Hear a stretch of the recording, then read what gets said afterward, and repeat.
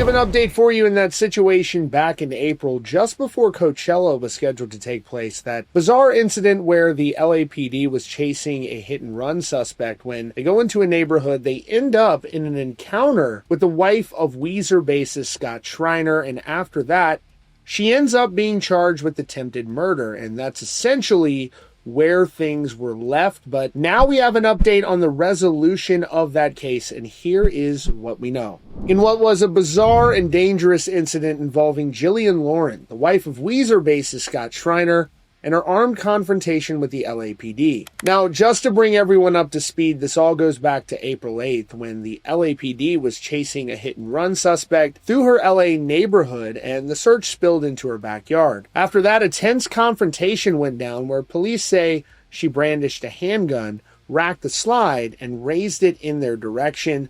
Officers then opened fire, wounding her.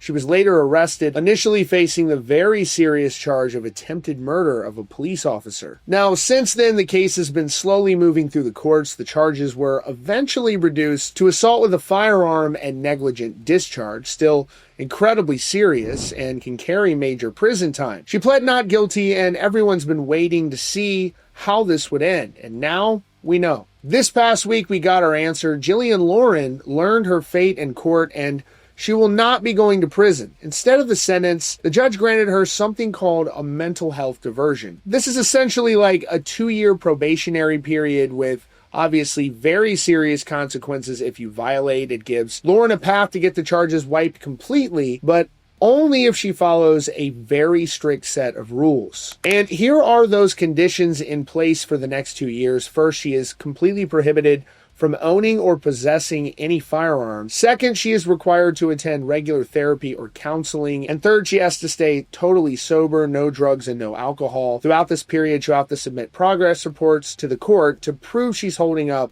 her end of the deal. And if she follows all these rules perfectly for the full 2 years, the felony charges against her will be dismissed. And if she violates any of the terms, the diversion is terminated, and she's right back in the courtroom facing the full weight of those original charges. The whole deal would be off at that point. And I think this comes across as both sides here, prosecution and the defense, believe that there had to have been some sort of major mitigating factors involved in this bizarre situation, where I think it was shocking to people to see this. It seemed pretty random. So obviously they felt the need to maybe give a different outcome here. So that's what we know at this point. That is your latest update here from Rockfeed. Be sure to subscribe and notifications on for the latest news and updates.